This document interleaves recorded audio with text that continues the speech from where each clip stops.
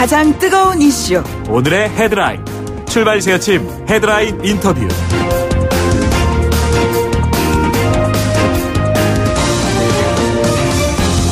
네, 설 연휴가 끝났습니다. 오늘 정치권에서는 여야 원내대표 회동을 통해서 국회 정상화 방안을 논의할 예정이죠. 1월 임시국회가 지난달 19일 열렸습니다만 사실상 개점 휴업 상태였습니다. 여야가 느끼고 온 설 민심 워낙 의견이 엇갈릴 것으로 예상이 됩니다. 그래서요, 오늘 1부와 2부에서는 집권 여당과 제1야당의 입장차가 어느 정도이고 각각 설 민심을 어떻게 받아들이고 있는지를 물어보는 시간 마련했습니다. 먼저 더불어민주당의 강병원 원내대변인 연결하겠습니다. 의원님 안녕하십니까? 예, 안녕하세요. 강병원입니다. 예, 설 연휴 어떻게 잘 보내셨는지요? 예, 잘 보냈습니다. 설 민심을 어떻게 읽으셨습니까?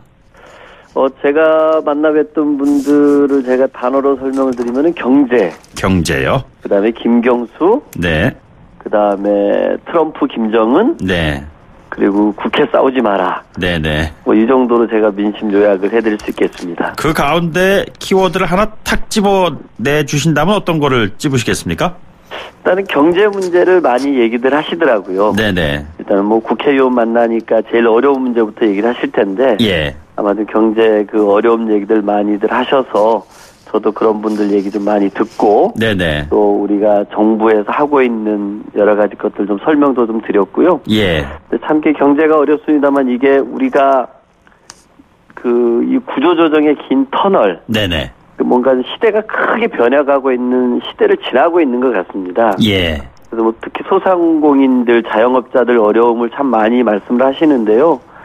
예전에는 없었던 인터넷 쇼핑 시대가 됐고, 네네. 대형마트들은 우리 집 주변에 너무 많이 생기고 있고, 편의점도 많이 늘어났고, 1인 가구가 엄청 증가했고, 또 회식도 점점 없어지는 네네. 젊은 세대의 새로운 문화들이 있는데, 이런 것들이 과거에 소상공인이나 자영업자들 분들이 생각하셨던 것과는 다른 시대가 열리고 있어서 예.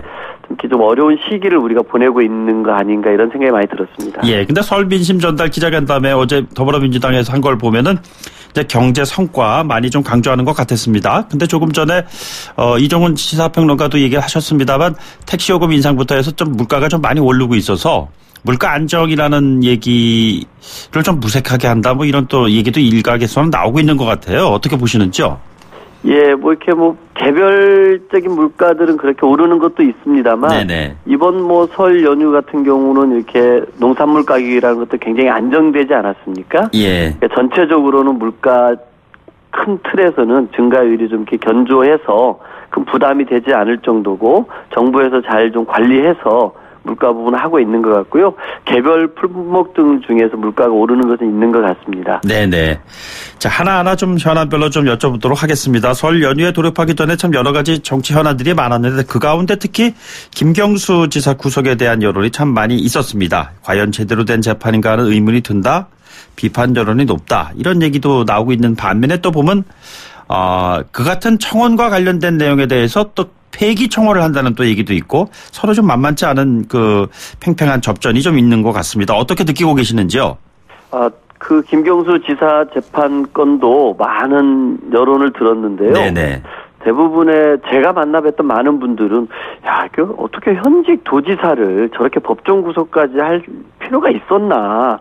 굉장히 좀 이례적인 판결이라 그러면서 좀 이렇게 분노하시는 분들이 꽤 많이 있으시더라고요. 예. 그런 부분에서 좀 이렇게 사법부가 양승태 사법부가 굉장히 불신을 받아왔는데 이 현직 도지사 판결을 통해서 사법부에 대한 불신을 더 증폭시키는 그런 결과를 가져오지 않았나 이런 생각이 좀 많이 들었습니다. 네네. 또 어쨌든 국회가 이 사법 개혁을 하기 위해서 열심히 노력을 해왔습니다만 성과를 내지 못했지 않습니까? 이 사법 개혁 성과를 내는데 더 국회가 노력해야 되지 않을까 싶고요. 어쨌든 검찰에서도 전현직 판사 100여 명을 한 다음 주 정도에 기소 여부를 결정한다고 하지 않습니까? 네네. 어쨌든 양승태 사법부가 박근혜 정부와 상고법원을 추진하기 위해서 재판을 거래하고 예. 이런 것들에 대해서는 다 드러났습니다. 그래서 대법원장이 구속되는 치욕적인 순간들을 사법부가 맡고 있는데요. 저는 사법부 개혁은 우리 국민들이 원하는 바고 그럴 때만이 사법부의 판단에 대해서 우리 국민 모두가 존중하고 수긍하는 그런 거는 꼭 필요하지 않겠습니까? 예. 민주주의사를 위해서. 네네. 사법개혁을 더 박차를 가야 되는 것 아닌가 생각됩니다. 예, 사법개혁 말씀하셨으니까요. 실제로 그 민주당은 사법농단 세력 적폐청산대책위 꾸려지지 않았습니까? 예, 그렇습니다. 그런데 이 관련해서 야당에서는 그렇기 때문에 여당이 재판불복을 하고 있다 이런 지적을 하고 있는 것입니다. 이 부분은 어떻게 보고 계시는지요? 저는 재판불복이라고 생각하지 않고요. 네네. 아까도 말씀드렸습니다만 결국은 양승태 사법부가 보여줬던 그 재판 거래했던 모습이 드러나지 않았습니까? 네네. 오히려 사법부 스스로가 국민들의 신뢰를 훼손시킨 것입니다. 저 이럴 때 과연 그럼 국회와 국민들은 어떻게 해야겠습니까? 이렇게 신뢰를 허물어버린 사법부의 판단에 대해서 무조건 예 알겠습니다만 해야 될 것인지 이런 사법부의 판단에 대해서 비판의 목소리를 내고 사법개혁을 추진하는 것이 맞을지 저는 오히려 후자라고 생각합니다. 네네. 오히려 야당 같은 경우는 이 기회를 이용을 해서 이 김경수 지사 법정 구속 기회로 오히려 대선 불복을 하고 있는 게 개탄스러운 상황이 아닌가 생각이 듭니다. 예, 그러니까 대선 불복 얘기가 이제 결국에는 한국당이 김경수 지사 구속 관련해서 댓글 조작으로 최대 혜택 받은 건 결국엔 문재인 대통령 아니겠느냐, 진실을 규명해야 된다 이런 식으로 목소리를 높이고 있는 거 아니겠습니까? 어떻게 대응하실 작정이신지요? 과연 우리 국민들이 그 지난 대선을 한번 돌이켜 보면은 그 댓글 여론 조작에 의해서 광화문 광장에 촛불 들고 나왔던가요?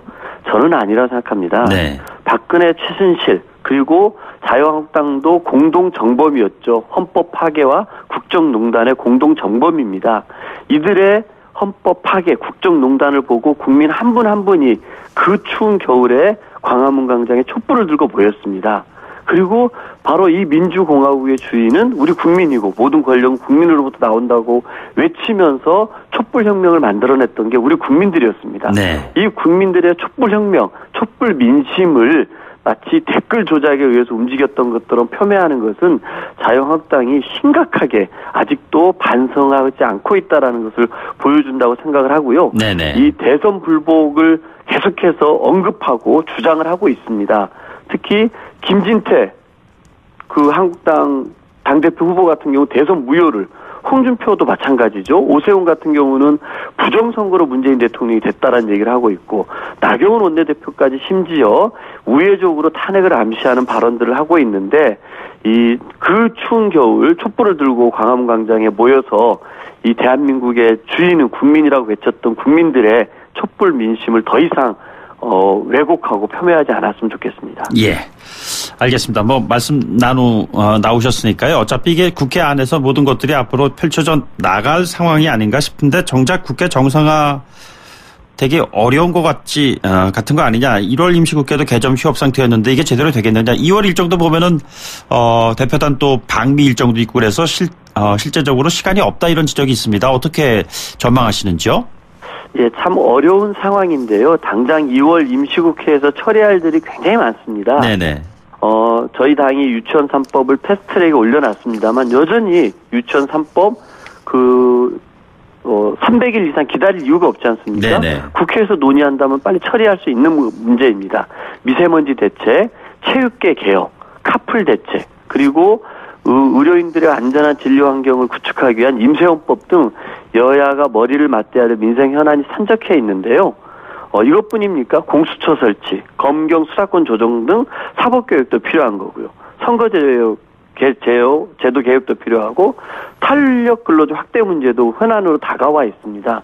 그런데 지금 자유한국당이 주장하는 걸 보면은 작년에 이미 끝난 김태우 비리수사관 건 가지고 특검을 하자고 합니다. 네네. 신재민 전 사무관 건을 가지고서 또 특검하고 청문회를 하자고 하는데 저희 더 이상 야당이 이 정쟁국회, 보이콧 국회를 버리고 민생국회, 평화국회, 일하는 국회로 빨리 복귀해야 되지 않을까 싶습니다.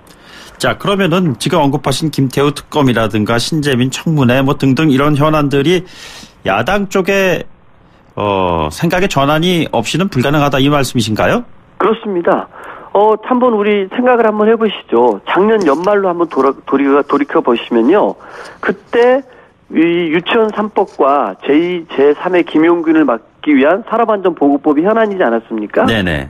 이거를 거부하면서까지 그 김태호 비리 수사관 문제를 따지기 위해서 국회 운영위원회 소집을 요구를 했습니다. 네네. 그래서 임종석 실장 나와라, 조국 수석 나오라고 요구했던 게 한국당이었고, 그것만 들어주면 모든 걸 다 하겠다는 듯이 한국당은 얘기를 해서 저희가 운영위원회 소집을 해서 임종석 실장과 조국 수석이 나왔지 않습니까? 네네. 그리고 전 국민이 그 운영위를 지켜보면서 한국당이 얼마나 근거 없는 얘기를 하고 있는 것인지. 네네. 이런 것들이 다 드러났고 모든 언론이 한국당의 판정표라고 인정을 했습니다. 그런데도 이 건을 가지고서 계속해서 특검을 하자고 한다면 이거는 정쟁을 하자는 얘기밖에 안 되는 것이죠. 예. 저는 한국당이 이 잘못된 주장, 정쟁 주장, 보이콧 주장을 빨리 접어야 한다고 생각을 합니다. 네네. 또 그 릴레이 단식 그리고 웰빙 단식을 하면서 가짜 단식 투쟁을 해가지고 전 국민의 비웃음거리가 되지 않았습니까? 네네. 이제 접어야죠. 민생국회로 돌아오는 것만이 국회를 정상화할 수 있는 길이라고 생각합니다. 예, 북미 정상회담 연관된 이슈인데요. 한국당의 홍준표 전 대표가 일정과 관련해서 이게 지금 북미 정상회담 27일, 28일과 한국당의 전당대회 27일이 겹치는 상황에 대한 언급인 것 같은데 한국당의 전대 효과를 감살하려는 북측이 문재인 정권을 생각해 한 술책이다. 이런 얘기를 SNS에 올렸습니다. 어떻게 생각하셨습니까? 참 이렇게 우리 홍준표 대표는 역시 저희 더불어민주당의 명예당원이 아닌가 생각이 드는데요. 우리 국민들 누가 이런 음모론에 대해서 수긍을 하겠습니까? 네네. 그러면은 김정은 국무위원장하고 트럼프 대통령이 날짜를 정하는 데 있어서 이날은 뭐 저기 한국의 자유한국당의 전당대회니까 이날에 맞춰서 합시다. 이렇게 했다는 얘기지 않습니까?